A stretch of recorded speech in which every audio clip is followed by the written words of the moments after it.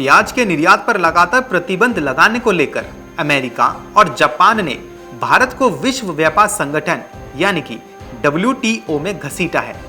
दोनों देशों ने आरोप लगाया है कि बिना पूर्व सूचना के निर्यात प्रतिबंध आयात करने वाले देशों के लिए समस्या पैदा करता है। इसकी वजह से महाराष्ट्र के प्याज उत्पादकों ने मांग की है कि केंद्र ऐसे निर्णय लेने के बजाय प्याज के आयात और निर्यात पर एक व्यापक नीति का मसौदा तैयार करे। महाराष्ट्र राज्य प्याज उत्पादक संघ के अध्यक्ष भारत दिघोले ने कहा है कि भारत दूसरा सबसे बड़ा प्याज उत्पादक देश है, मगर अभी भी हमारे पास ठोस प्याज निर्यात नीति नहीं है। प्याज के निर्यात पर सरकार के अनिश्चित प्रतिबंध से प्याज उत्पादकों को भारी नुकसान हुआ है। अब विश्व व्यापार संगठन में निर्यात प्रतिबंध के मुद्दे के साथ केंद्र सरकार को ठोस निर्यात और आयात नीति पर निर्णय लेना चाहिए।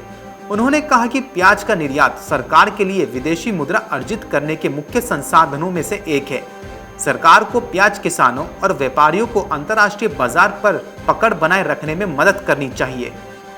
भारत दिघोले ने अमेरिका और जापान द्वारा की गई मांग का समर्थन किया और कहा कि भारत को एक निर्यात कोटा चुनना चाहिए जो बल्ब की फसल का निर्यात जारी रखेगा। बल्ब क्रॉप में लहसुन, प्याज आदि आते हैं। शिपमेंट पर 4 महीने का प्रतिबंध और कोविड महामारी के कारण मांग में गिरावट आई।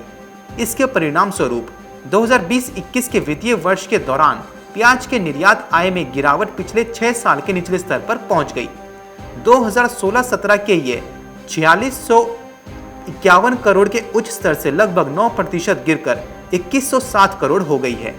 वहीं लासलगांव स्थित एक प्याज व्यापारी के अनुसार एक ठोस निर्यात नीति किसानों, व्यापारियों और आयात करने वाले देशों को आश्वस्त करेगी।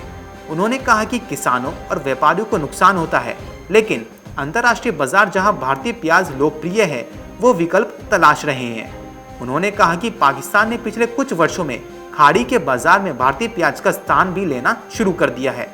इस साल मार्च में हुई विश्व व्यापार संगठन की कृषि समिति की बैठक में सदस्यों ने दालों के आयात, गेहूं भंडार, अल्पकालिक फसल ऋण, स्किम मिल्क पाउडर के लिए निर्यात सब्सिडी, प्याज पर निर्यात प्रतिबंध और छूट के संबंध में भारत के निरंतर प्रतिबंधों पर सवाल उठाया था। Bureau report, market times TV.